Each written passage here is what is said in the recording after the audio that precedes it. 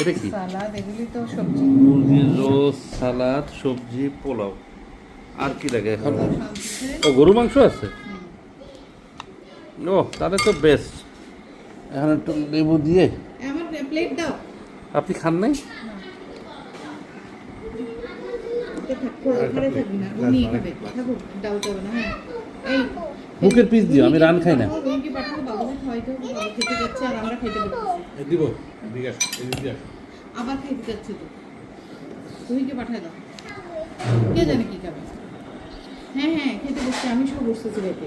ওকে বলো আল্লাহ।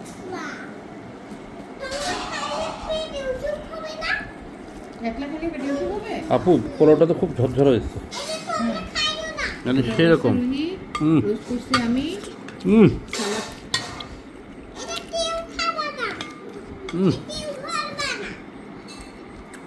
কঠিন মতো হয়েছে।